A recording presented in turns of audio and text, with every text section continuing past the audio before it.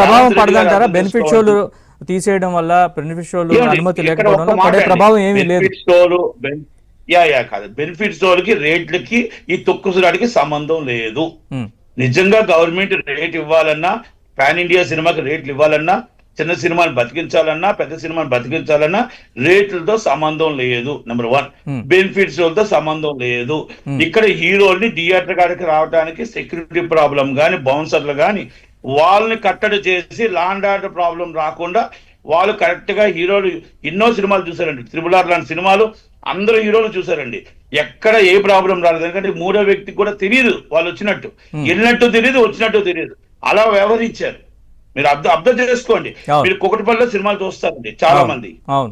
రాజమౌళి గారితో సైతం, మీకు జూనియర్ ఎన్టీఆర్ గారితో సైతం, రామ్ చరణ్ గారితో సైతం, బాలయ్యబాబు ప్రతి సినిమా ఇక్కడ సినిమా థియేటర్లోనే చూస్తాడు. మరి అక్కడ ఎక్కడ రాని ప్రాబ్లం ఇక్కడ ఎందుకు వచ్చిందండి? ఇక్కడ ఎందుకు వచ్చింది చెప్పండి? అక్కడ చాలా థియేటర్లు ఉన్నాయి అన్ని కూడా. అది కదండి, అన్ని నేనేమంటున్నానంటే ఇక్కడ రాని ప్రాబ్లం అక్కడ ఎందుకు వచ్చిందంటే, హీరో జనాలు ఎక్కువ మొబిలైజ్ కావడం, ఆ మొబిలైజ్ ని సోషల్ మీడియాలో చూపించాలని ఒక ప్రయత్నాలు చేయడం, ఫ్యాన్స్ అతి ఉత్సాహం, ఫ్యాన్స్ అవ్వచ్చు, అది టీం అవ్వచ్చు, సోషల్ మీడియా టీం అవ్వచ్చు, వాళ్ళు చేసిన తప్పిదనంగా ఈరోజు అల్లు అర్జున్ గారు ఇబ్బంది పడుతున్నారు, ఇండస్ట్రీ ఇబ్బంది పడుతుంది, రేట్స్ వల్ల కాదు.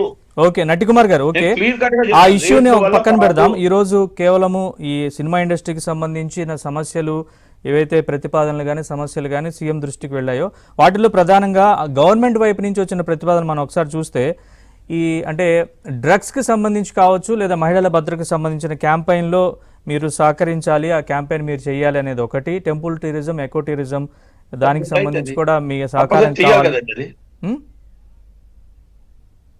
చెయ్యాలి కదా. ఆల్రెడీ ఆయన ఇంతకు ముందు చెప్పాడు, మీరందరూ కూడా డ్రగ్స్ సంబంధించిన కానీ ఇలాంటి కార్యక్రమాల్లో ప్రతి విషయాల్లో కూడా మీరు ఇది యాడ్ లో కలాలి, ఇలాంటివన్నీ కూడా మనం ఎప్పుడైతే మన యూత్ పాడవకుండా కాపాడుకోవాల్సిన బాధ్యత మనకు ఉంది అని చెప్పడం జరిగిందండి.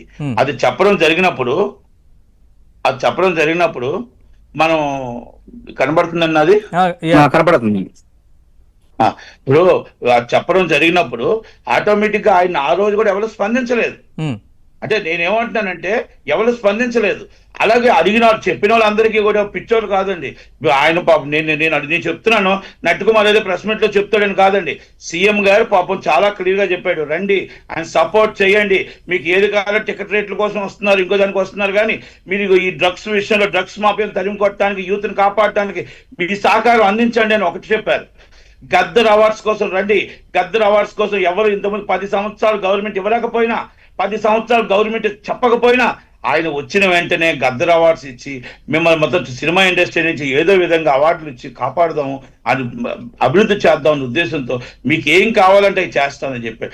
గత ప్రభుత్వం ఏం చేసిందండి, ఇష్టం వచ్చినట్టు ఇక్కడ లొకేషన్స్ అన్ని 20,000కి వచ్చే లొకేషన్ ₹1,00,000, ₹1,20,000, ₹1,30,000 ఇష్టం వచ్చినట్టు రేట్లు పెంచింది. ఇది వాస్తవం కాదా? చిన్న సినిమా ఏ షూటింగ్ అయినా చేసుకునే పరిస్థితి ఉందా ఇక్కడ? చిన్న సినిమాలు అంటే మీరు చాటాడితే చిన్న సినిమా అంటే చాలా వాల్యూ లేకుండా తీస్తున్నారు చాలా మంది. 4 సినిమాలు మాత్రమే పెద్దవి, 96 సినిమాలు చిన్నవే. ఈ రోజు మొత్తం టోటల్ గా 24వ సంవత్సరంలో సూపర్ డూపర్ హిట్ అయిన చిన్నవే. 5 వారాలు రెంట్ వచ్చింది చిన్నవే.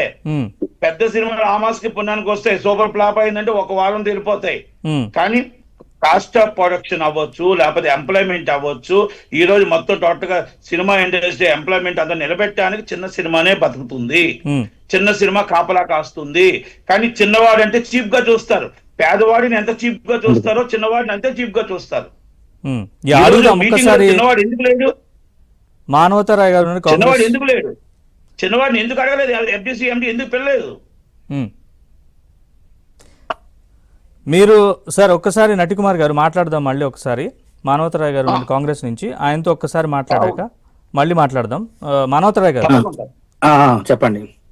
సో ఏడాది పూర్తయిపోయింది కాంగ్రెస్ గవర్నమెంట్ తెలంగాణలో ఏర్పడి.